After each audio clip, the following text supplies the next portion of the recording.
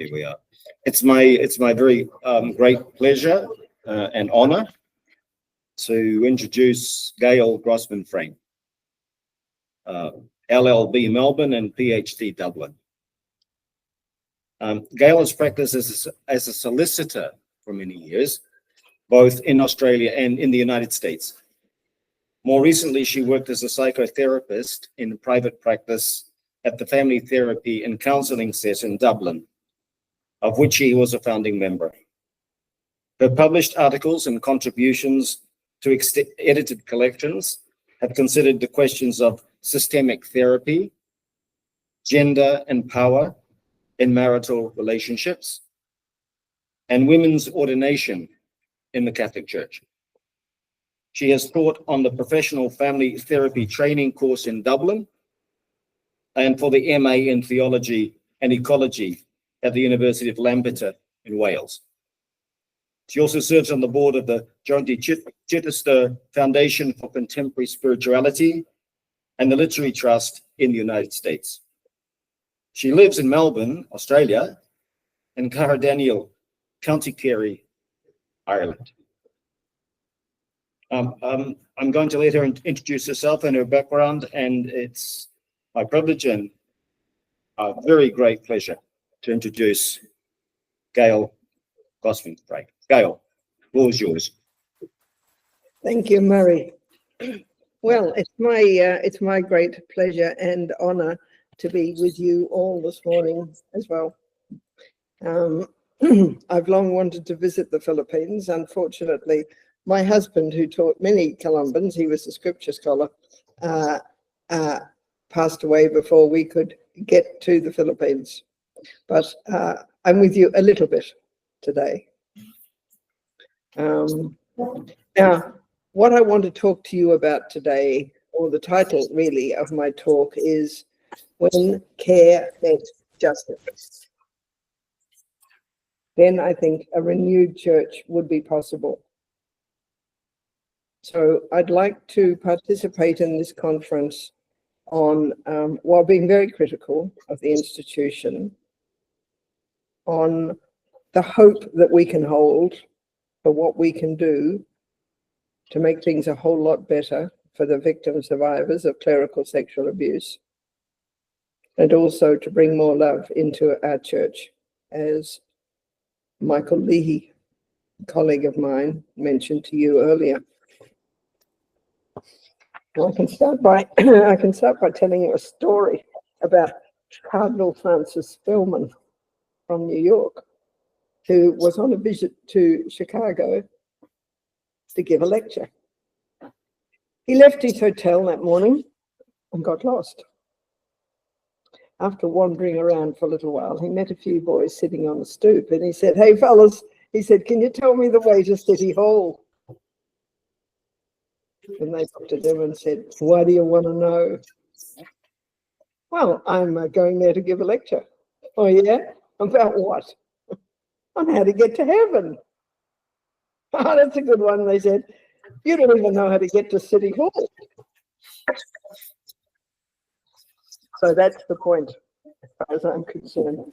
So our rulers in the church are lost, and we're trying to help them to get to heaven, even as they remain fixated on City Hall. Now, as Maria said to you, back in the day, a long time ago, I was a founding member of the Family Therapy and Counselling Centre in Dublin. So let me draw on that experience and just outline for you a couple coming to couple therapy. They've apparently agreed to talk together, which requires listening to each other about their differing views of the marriage. It soon becomes evident to the therapist that she is meeting what the profession calls resistance from the husband. He actually doesn't want to be in the room and has only agreed to join the wife so that he can say that, "Sure, we tried everything." He admits he's physically abused her. In fact, has behaved shamefully. But he's not prepared for any form of vulnerability or to seek humble forgiveness. He'll say he's sorry that it happened in passive voice. Aren't all three of us sorry that it happened? But he won't take responsibility for the hurt he's caused. He doesn't want to listen to her telling of the damage he's inflicted on her physically and psychologically. He will not truthfully admit that there is no excuse for his repeated violence. He doesn't really want to pay the price for this. And finally, he has no more to offer than, I've said I'm sorry, I won't do it again. Can't we just get out of here and move on? Which is another way of saying, can't we just talk about this in the privacy of our own home, which is also free, where I'll be in charge of the conversation and we don't need strangers interfering. Now, this example is a private map, but it overlays very precisely the conversation we are not having with our bishops and the Vatican about the worldwide territory of clerical sexual abuse in the Catholic Church. We're here today in the Philippines and in Melbourne. We are in an us and them relationship. People like ourselves at this conference wanting to be in a therapeutic conversation with them in the Vatican, who have no real desire to talk to us. They pretend they do. I think some of them may even believe that they do.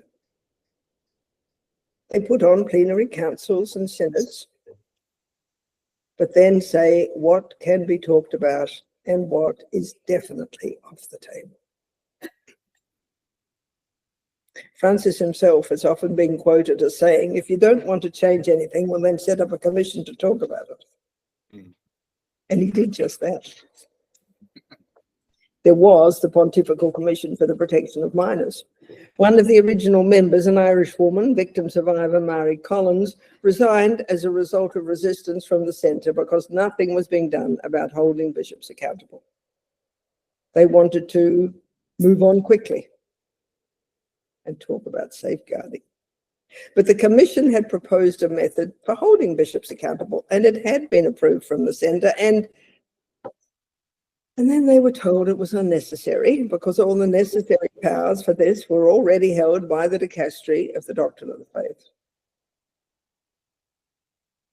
Since the 5th of June 2022, the commission has been taken over by this dicastery.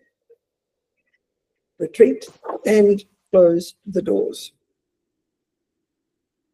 In the same way in Australia, there was the Catholic Professional Standards Limited, required by the Royal Commission on Sexual Abuse. This was set up by the Catholic bishops as an apparently independent body. But a reading of the Articles of Association of the company showed that 2 bishops were the only members of the company. After 6 months, its budget was halved, and 6 months later, it was disbanded. In the meantime, my Diocese of Melbourne had never been willing to make themselves available for an order. And I know this to be true because the bishops had appointed a friend of mine, now sadly deceased, to be the president of that company. The organisation that supposedly replaced it was again not independent. Retreat and close the doors. Again, there was the Office for Women in the Australian Church, established, good work done, abolished, not enough money. Presumably, we had to keep that funding for the 18 seminaries that have no ordinance because they won't let women into them. Retreat and close the doors. So many cases of now you see it, now you don't. Always the sleight of hand, the skillful deception. As Marie Collins said, it's as if we, the members of the Commission for the Protection of Minors, were not really considered part of the church. We were seen as outsiders who were interfering. I'm sure you all own examples of this, being quietly closed down, coming up against refusals to talk or meet in an ongoing and useful way. Has anyone here ever written a letter to a bishop that never got answered? I don't mean just receipt acknowledged, I mean answered. But as any therapist will tell you, That's a useful ploy. The wife says he simply won't communicate. He just walks out of the room and slams the door behind him. She fails to recognize that this very definitely is communication. And not only is it very meaningful, it's also very powerful. Now, for all of us here, that's exactly where we are today, trying to communicate with a church that will neither talk with us nor listen to us, at least only on their own terms. It's a bit like trying to get the United States to condemn Israel in the Security Council. You're powerful. You refuse to be a member of the International Court of Justice.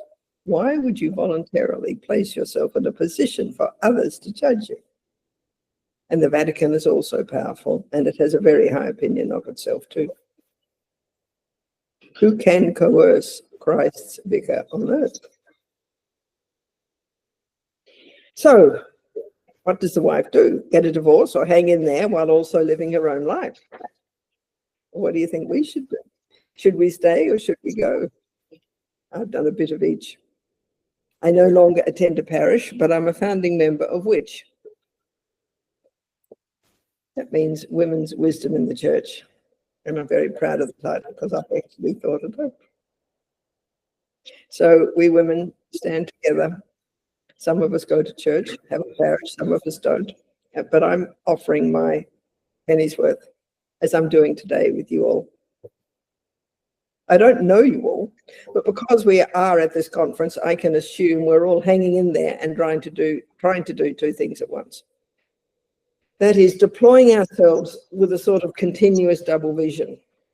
First of all, we know that we have to start with our own spiritual lives. If we can find a parish to attend, well and good. If we cannot, then we can establish our own inclusive communities, administer our own sacraments, care for our own abused, and the vilified gay and trans members, all with full inclusion without discrimination. I know of a monastic community of women that flourished happily and completely without a priest during COVID. They prayed many times a day, had a formal liturgy of the word on Sunday, shared bread as they gathered together in memory of Jesus, and in the end days anointed their dying members. Why would you need a priest? Gail? Gail? Yes. Can I ask you to speak a little bit more slowly? We have very bad sound here. So if you can slow down and enunciate a little bit more, we've got reverberation, so we're missing some of it. Thank Okay. you. Thank you. Thank you, Murray. So, as I was saying, why would you need a priest?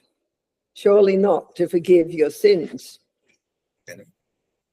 On the other hand, secondly, while nurturing our own lives and those in our communities, we're trying to keep the channels of communication open, as the wife who stays does with the husband. We're trying to keep the channels open with faithful critique. This is what this conference is about. We live our own spiritual lives with direct access to the divine, not impeded or hampered by a theology that is too often not only unscientific, but also cruel. The church, this lover of justice, has even been known to deny due process to those it accuses of heresy. Oh, just as a small aside, a little advertisement.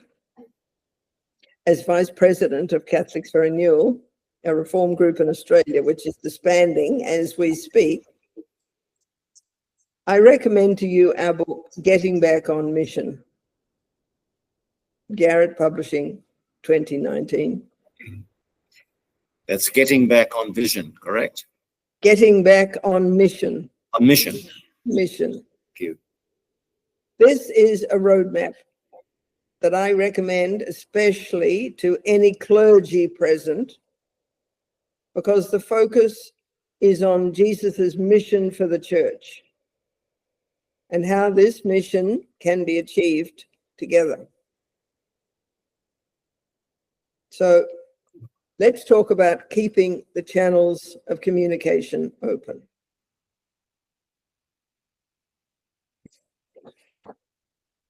And I want us to do this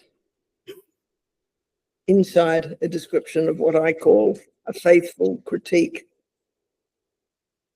while not for a moment forgetting they aren't listening, or even if some of them are, they don't want to talk with us. I am just hoping that maybe if we inject a little reality therapy into the situation, some of it might permeate. Perhaps the most important aspect of reality therapy is to not get discouraged. Apathy is all that they want from us. Yes. That's right. Well, we are going to offer them something they don't want, good advice. And I have to tell you that offering good advice is not something that a therapist does, so I'm not wearing that hat. Yes. Recall, we're trying to help the church take its eyes off City Hall and find its way to heaven. The good advice boils down to this, a basic tenet of therapy. When you reach a stalemate in a relationship, and the church is not in a good place with the faithful around the world by and large at the minute, you have to try something different. It makes no sense to keep doing the same thing. When we have a problem, we think, what's the best solution? And we apply it to the problem. And unfortunately, it doesn't work. But we know it's the best solution, so we do it again. I mean, why would you apply what you consider to be the second best solution? It doesn't work. So we try what we know to be the best solution again, and it doesn't work. Now, eventually, you will realize that you're banging your head up against a brick wall. Basically, if you want things to be different, you have to do something different.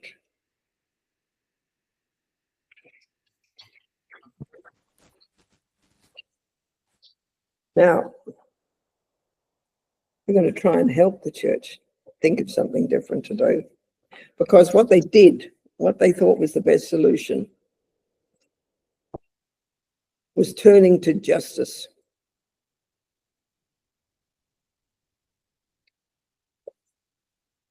When the sex abuse scandal broke, we all know that the church rushed to the courts, to the legal system of justice to protect the institution. A little background on the concept of justice. We've traditionally understood that justice can only be served by means of the application of universal principles and the protection of universal rights. Within such a conceptual framework, universality will be the determining criterion, and care of the individual, even though relevant, will be considered of secondary importance. We all understand that everyone has rights, and these rights must be protected. Within the system of common law, for example, every right brings with it a legal duty of care. But this understanding of care, this duty of care, is negative in its orientation rather than positive. And by that, I mean, within this duty of care, we are obliged to refrain from harming our neighbors, but we are not obliged to benefit them. We're not obliged to improve their existing condition.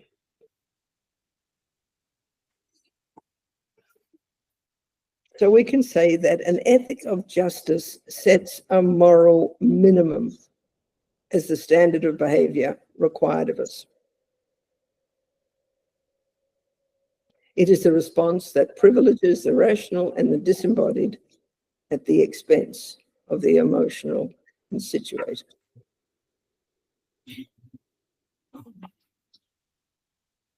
And we can readily see then how an ethic of justice, while it benefits the church as institution, is not going to be of any benefit to the victim, or very little. It's not that they don't need justice, but they need more than that. Within this system, the survivors bear the burden of proof in both criminal and civil actions, and we know that the church prevents the release of documents, fiddles with the statute of limitations, declares bankruptcy, moves alleged abusers to Rome or Fiji, anywhere beyond the jurisdiction for prosecution. All in all, we can sum up this running to justice by simply saying that the Catholic Church has utilized the law to re-abuse the victims. So, as I think it was Gemma Hickey who said to you 2 days ago, what tools do we have?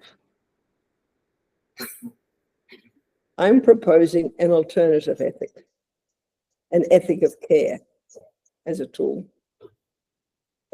At this point, those who fall through the legal cracks have a right to require the church to abide by the rules of an ethic of care. Only if we take this route, ask the church to take this route, can we move towards moral clarity and appropriate care for the victims. It is an ethic of care and empathy, which requires that we become sufficiently attentive to another's needs to enable us to make the most positive and the most complete moral response. We expand the boundaries of our moral response, making it more complete. So a little background on care. Care is often thought to be a soft virtue and less valuable than justice, because care has been associated with what women do and justice with the public sphere of men and paid work. An ethic of care, elevating care to the philosophical realm, is frequently thought to have been first articulated by Carol Gilligan in her book In a Different Voice in 1982. But for Seneca, a Stoic philosopher and a contemporary of Jesus of Nazareth, care was the key to the process of becoming truly human. For Seneca, care meant solicitude, attentiveness, devotion, and healing. Closer to our own time, Kierkegaard believed that each of us gives form and direction to our lives, expresses our true selves, not by being caught up in a large social system, but by exercising free choice and commitment. Ethics starts with the individual and their needs and their experiences. How should I live my life? This is basic ethical questions.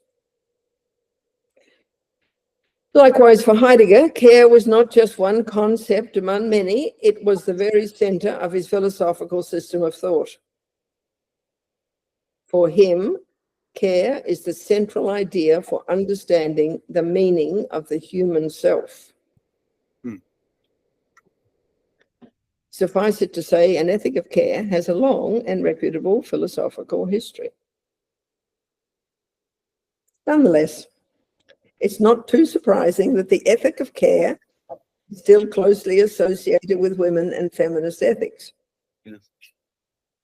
Care will remain a key feminist concern as long as the provision of care remains so stubbornly gendered, especially by the Catholic Church, with its very odd notion of complementarity between the sexes. I say odd because this theory results in a dual anthropology. And by that I mean men are like this and women are like that. And half the collected virtues that human beings are capable of, half of them are given to men and half of them are given to women. So that each person, every human being, is denied full humanity. Yes. But that's a story for another day. I mentioned Jesus as Seneca's contemporary. So what did Jesus think? And I think this is repetition because I've read what Dr. Michael Leahy had to say on the subject. Well, we have a pretty good idea what Jesus thought, and not just from Michael. And I firmly believe that if we're going to do anything that will assist the victims and the church at this time in its history, we need to go back to the historical Jesus. Go back to Galilee, and there you will find him. Jesus' advice to us was the essence of moral clarity. And it was pretty complete. Love your neighbor, give away everything to those in need. How much more straightforward could it be? This is wild clarity. And I say wild because it's countercultural. It embodies that very awkward element, the cornerstone of care, of being unlimited.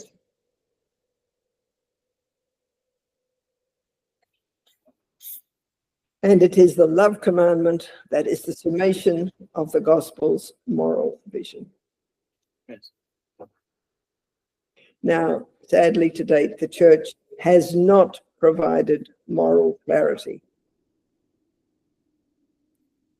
There's a lot of talk about justice, healing, reconciliation, anything you like, except truth and accountability. Truth and accountability. They are the tough ones.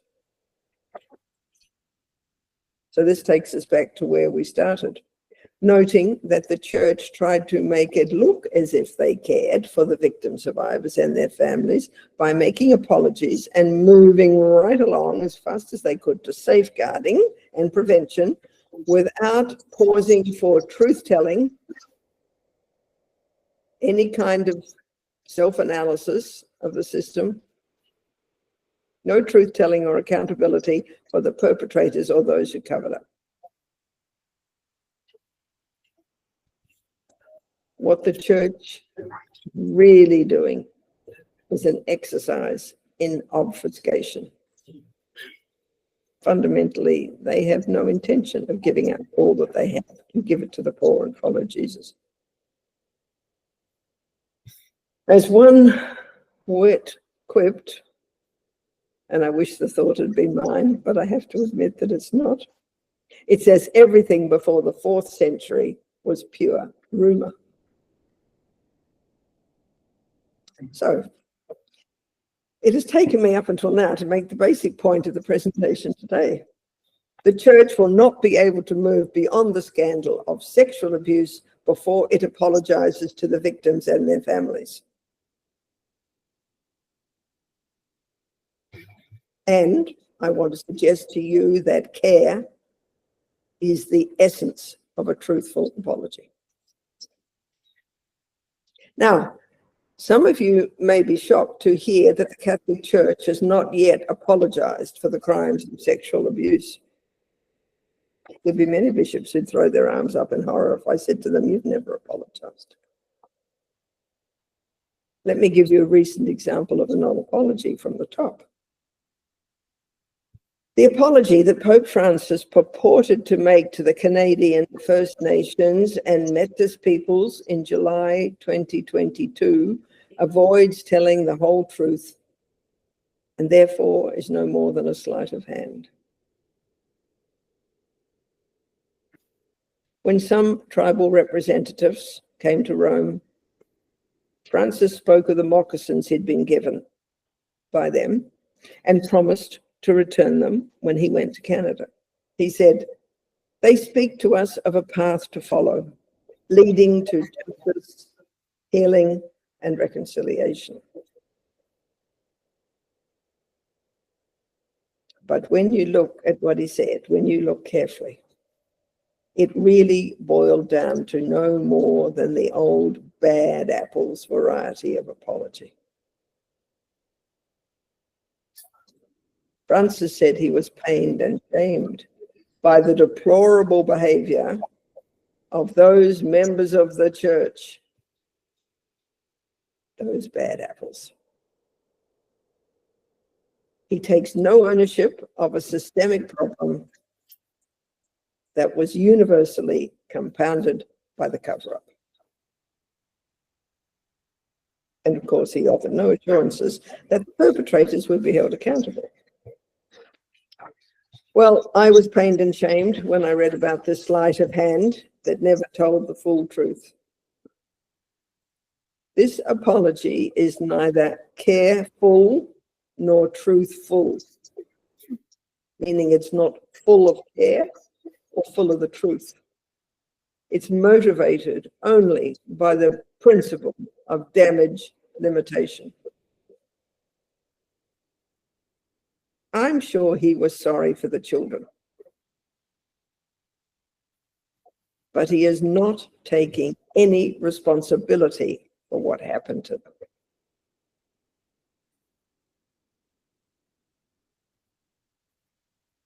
So what constitutes a careful and a truthful apology? What should he have said? For the victims to heal, they need not only justice, but also care. The central question for an ethic of care is not, what, if anything, do I owe to others, but rather, how can I best meet my caring responsibilities? Not how little can I get away with, but how much can I give? So there are several aspects I just want to touch on now about an ethic of care. First of all, care is attentive. Care as a practice is particularly relevant in this context, as it is a failure to care properly that continues to be the root cause of the church's problems. We begin the process of caring about someone when we are attentive to their needs. If you pay attention, you'll know what your partner wants for Christmas. To be attentive to the needs of others, we must temporarily suspend our own concerns, and the church is not doing this. For example, the church continues to focus on itself, saying things like, "This is a wake-up call for the church," or "a necessary humiliation for the church," or "time now to put our own house, our church's house, in order," or "no more business as usual" to the church. Or even, as the Pope has suggested, that this time of trial will bring purification to the whole Catholic community. So first we must put aside ourselves, our own goals and fears, in this case to pay as little as possible to prevent the church from being relentlessly shamed. Putting ourselves aside, we focus on the other. Only then do we listen, becoming able to hear them tell us what it is that they need, instead of being tuned into only the static of what it is that we have decided is appropriate for them to receive, or worse, the little that we are willing to give. The victims tell us repeatedly that they do not want money as much as understanding and truth and accountability. Mostly they don't want to shame the institution. They didn't go to the police first. But equally, they will no longer be invisible, given money and told to go away and be silent. And they deserve, in terms of justice, that those who abuse and those who covered up the abuse be punished. It's called accountability.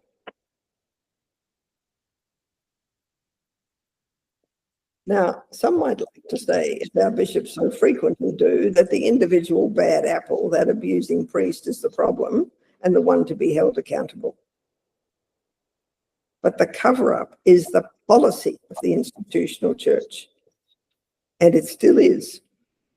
They are light years from telling us the whole truth. We're not talking about individual sin here. We're talking about a blanket policy of criminal behavior operated by the church. Mind you, concerning the question of sin, there is some grave matter of full knowledge and deliberate consent going on here too. Okay, the next attribute of care I want to talk about is that care is active. Care demands more than the awareness of the victim's needs.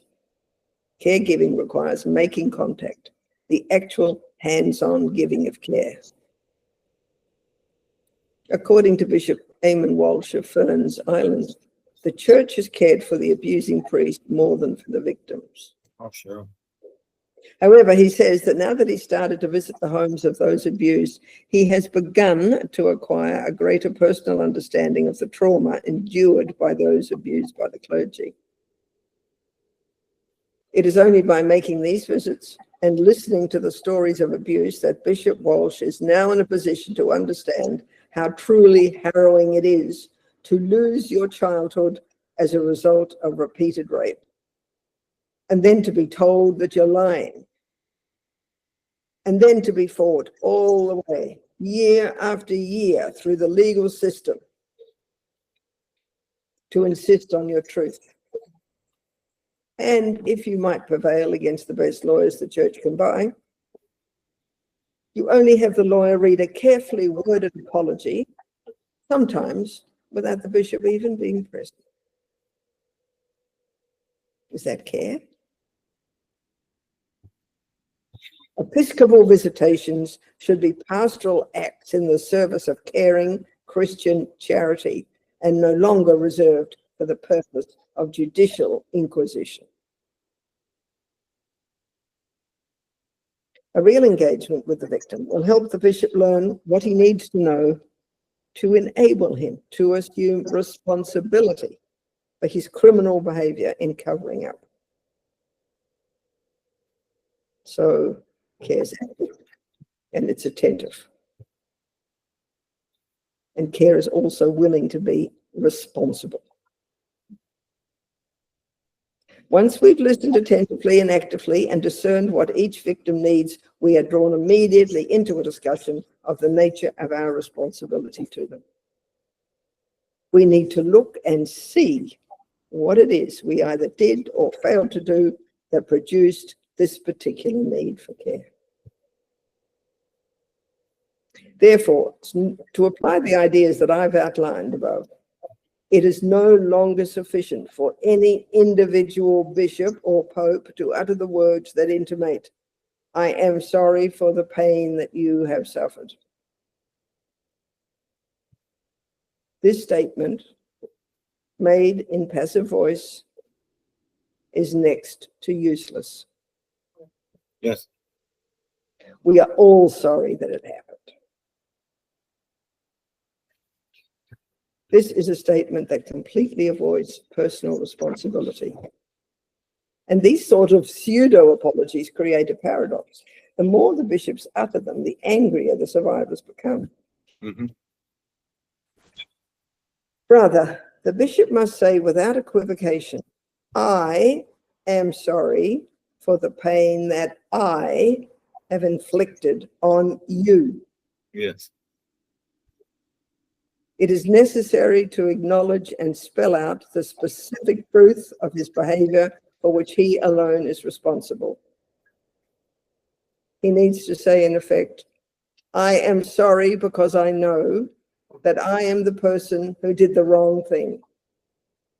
I took the wrong option, covered up, allowed it to happen again and again and then again. Every time I knowingly moved an abuser, or at least did nothing to change our universal policy of reassignment from one parish or diocese or country to another. Every bishop who has chosen the wrong option in relation to every act of sexual abuse that has been brought to his attention must make a personal and proximate apology, so that the victims who have come forward and the victims who will never be able to tell know that their pain has been understood. Only then can the healing begin. A bishop cannot talk about healing until he has told the truth. He has no right to use the word healing until he has told the truth. Money and counseling won't do it. You cannot buy yourself out of a crime.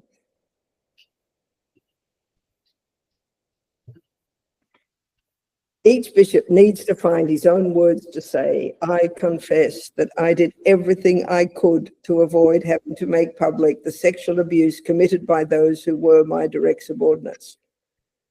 I confess that in so doing, I shamefully set aside the needs and the pain of the victims and put the church first. I now admit that our cultural and pervasive insistence on secrecy was wrong, morally and criminally. Accordingly, I acknowledge that I am unfit to be the bishop servant of the people of this diocese, and I have this day tendered my resignation to the Pope. I will take the credibly alleged perpetrator with me to the police if I can and confess that we have done what we have done and in what circumstances. I will provide the record they will require of me. I will do all in my power to make amends to those I have failed and welcome suggestions from them as to how I can most effectively achieve this.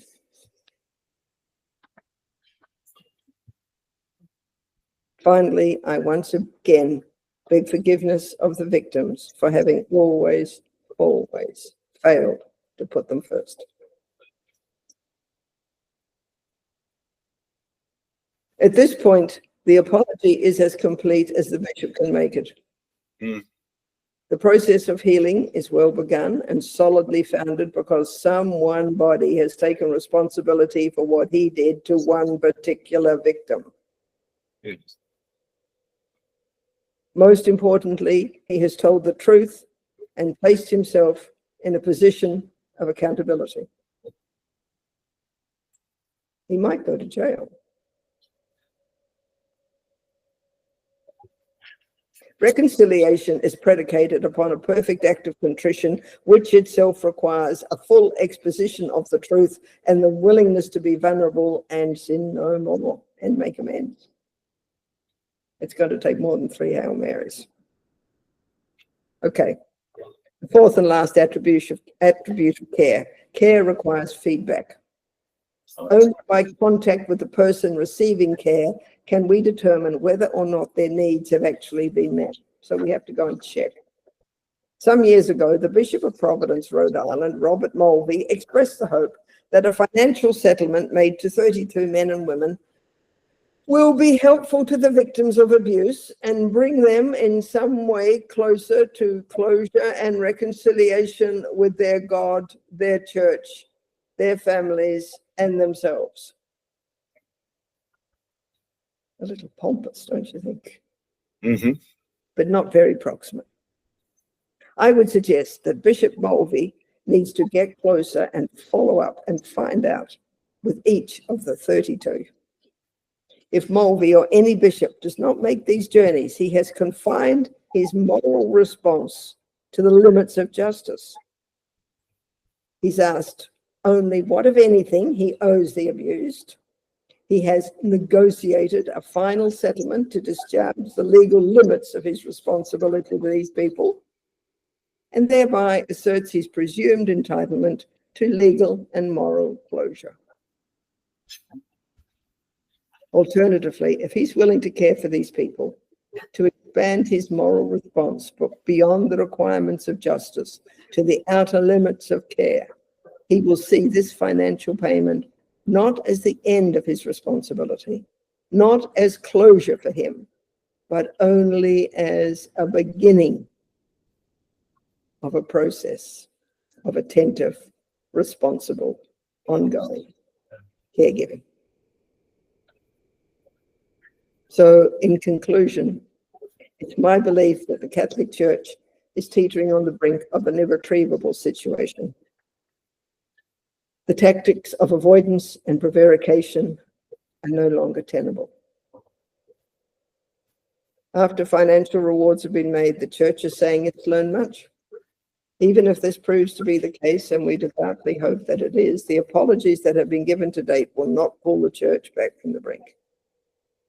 I have argued that every apology must contain within it the whole truth and the admission of personal responsibility, either for abuse or cover-up, or failure to call the system for its policy of cover-up. If an apology does not contain the full truth, then it is incredible. And if it cannot be believed, then it does not contain within it the gift of healing. It is no more than a lateral arabesque, a movement of charm that pleases the eye, but holds no substance. And we might reflect from a practical perspective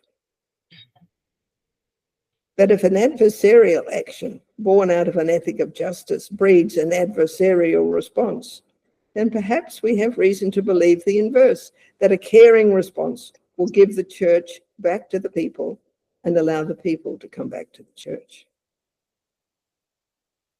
My focus right now is not upon the countless acts of sexual abuse performed by countless numbers of priests, but upon the victims of Church policy and its dire consequences.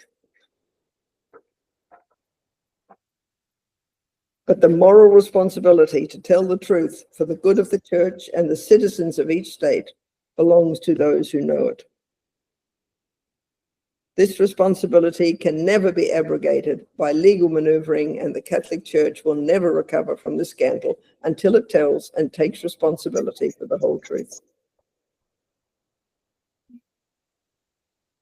And speaking of scandal, given the age of our present Pope and his state of health, here's an interesting sidebar. The average age of the conclave of current cardinal electors is 72. And they have worked for many years as bishops or diocesan officials. Many years, going back decades, they've been bishops. How many of them, these current conclave cardinals, how many of them ignored the allegations of sexual abuse that landed on their desks? In Munich, in Buenos Aires, in Manila. It's incredible to think that no credible allegations were presented to them, ever. How many protected the Church at the expense of the victims? Which leads us to ask, can we have a clean conclave? Or perhaps more dramatically, can we have a clean Pope? I think some of you have seen the film Conclave. I think that's been mentioned in the last few days. So you'll now realize that the fact of the state of our current collection of cardinals and how they've reacted or not to clerical sexual abuse, that fact may prove to be more scandalous than cinematic fiction. Only when the story is told in its entirety, with clarity and candor, can the healing begin. Only then can the paradox of bad apologies making the situation worse be replaced with truth. And only then can reconciliation take place, when the victims receive a careful and a truthful apology. Thank you all very much. Yeah.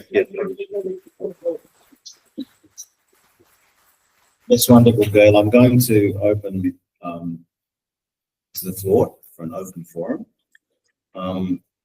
At the very beginning, the sound quality was quite dreadful. And I imagine at the very beginning, the sound quality was poor. I just wanted you to recount your anecdote at the very beginning about the guy looking for circle. Can you do that slowly and clearly? Oh, recount the anecdote about what? The initial anecdote about the stoop, the guys on the stoop. Oh, okay. The story about Cardinal Francis Bellman. Bellman, yes. Can you just repeat that slowly and clearly? I have no idea if the story is true, but it should be. Yes, no, it's an anecdote. Cardinal Grossman was a very famous American cleric many decades ago. He was the Cardinal Archbishop of New York. And he went on a trip to Chicago to give a lecture. And the morning of the lecture, he left his hotel and he got lost. So he met a few young fellas sitting on the stoop, and he said to them, "Tell me, fellas," he said, "can you tell me the way to City Hall?" Yeah. And one of them said, "Why do you want to know?" He said, "Well, I'm going there to give a lecture." "Oh, yeah? On what?" "Well, I'm going to give a lecture on how to get to heaven." "Oh, that's a good one," the young fellow said. "You don't even know how to get to City Hall." Thank you. All right. Thank you. I'm going to open the floor now to commentary, and whoever's speaking, please come up to where I am, take my spot, introduce yourself. So, okay. So, yeah, no, we're going to stay with females for the moment because it's female voice. I think you. This one, I was not. I know it's easier this way. Just introduce yourself. So, thank you. I apologize if this was said and I missed it. Oh, hi. Hi.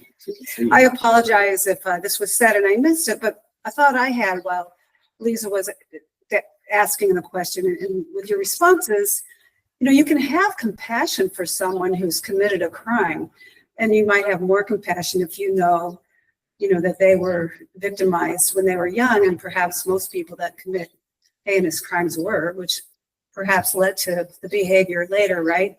But you can have compassion, but also hold them responsible for their behavior. And in a way, that's a loving act. I think about toddlers, like children. Do that with children all the time. They need the consequences. They need to be held responsible. Perhaps that's helping them. So I don't think it's black and white. No, it's not black and white, and the wider society needs it as well. Yeah, yes. And thank you for your work and your wisdom and sharing it with us. Pleasure. Okay, so now you may know this person. You've got an Australian coming to the microphone, a fellow Australian.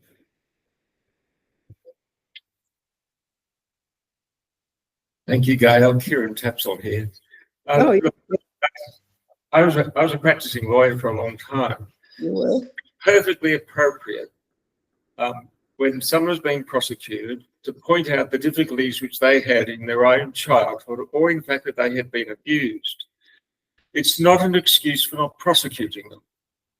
But when they are prosecuted, defence lawyers will raise those issues. Now, whether that has any effect in the particular case or not is another matter. But it's a perfectly proper thing to raise on an issue of what penalty should be imposed. A new questioner coming, just introduce yourself. I'm Jenny. Okay, I'm Jenny, a Good Shepherd sister. I heard something from your talk about reality therapy. And I agree that reality therapy is one of the ways to make the church as an institution accountable, because the denial and the cover-up. So I really congratulate Bishop's accountability for coming up with a list, because that's an example of reality therapy that cannot be denied, that cannot be diminished. Thank you. Thank you, sister. So now, Annie, you coming up? Yes, okay. Yeah, please, of course. Sure.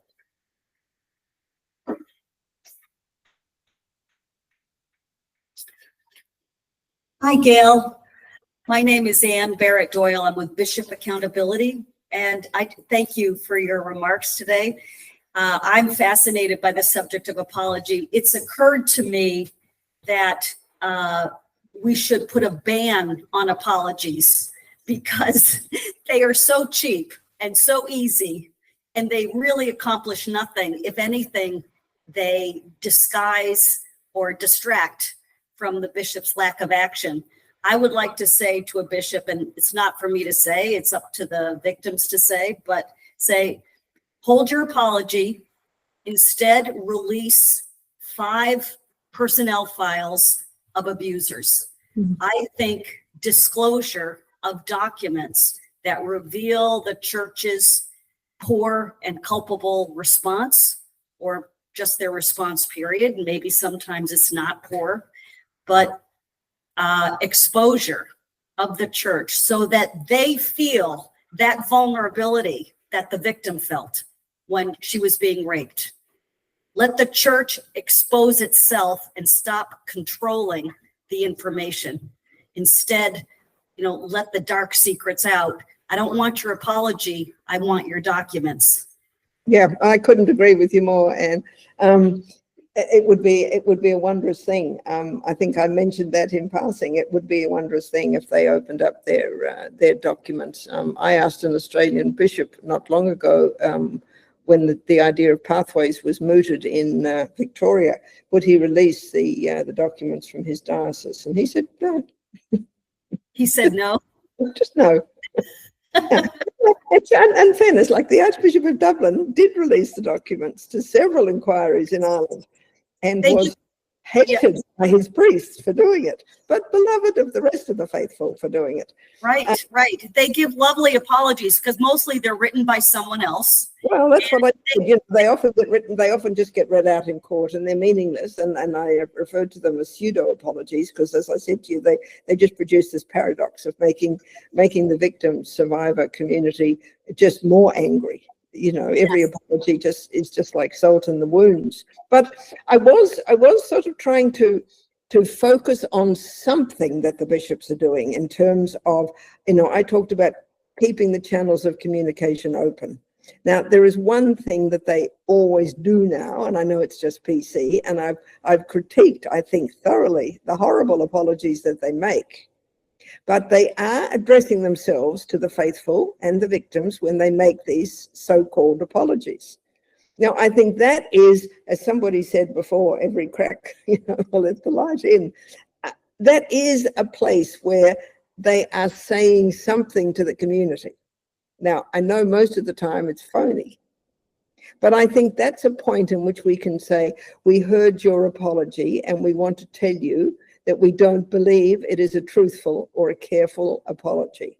It doesn't do the job. It does not cut the mustard in any shape or form.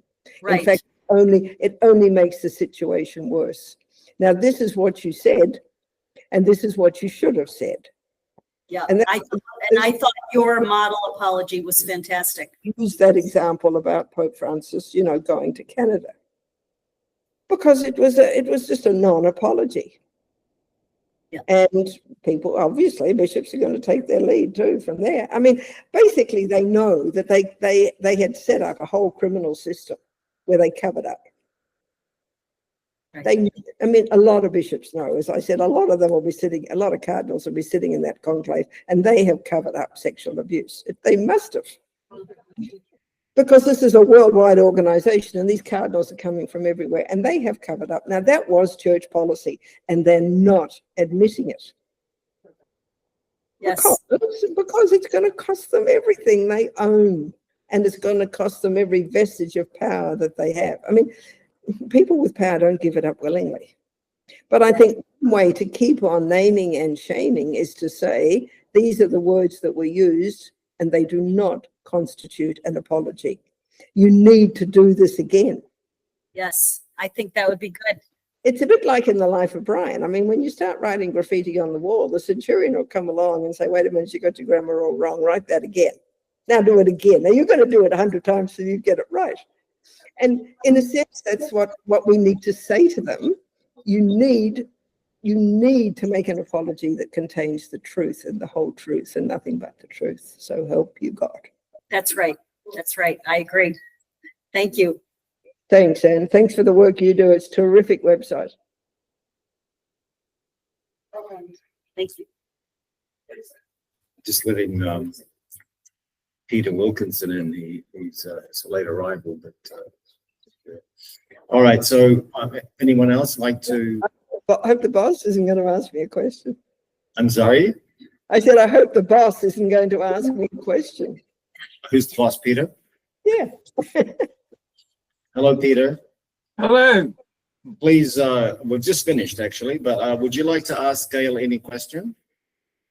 Peter Wilkinson is Dr. Peter Wilkinson, together with Des Cahill, who is not able to appear right now, wrote the definitive work for the Australian Royal Commission's interpretive investigation of the Catholic Church and its history. A very close friend of mine, and you can ask Gail a question. It's the end of our interview. We're just about to wrap it up, but you get a chance to ask a question, Peter. I haven't heard the presentation, so that's all right. I won't have a question. It's about an ethic of care as opposed to an ethic of justice. Thank you. Thank you very much, Murray.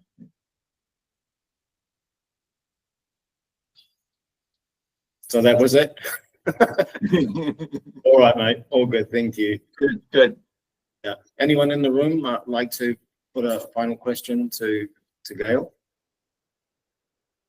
All right, Gail. Thank you. Thank you very much. Thank you very much. Thank you very much. It's really important. This notion of an ethic of care, and this notion that only women have that emotion, and males have an ethic of justice. This false dichotomy, this idiotic anthropology that they impose on us based on our sex, is nonsensical.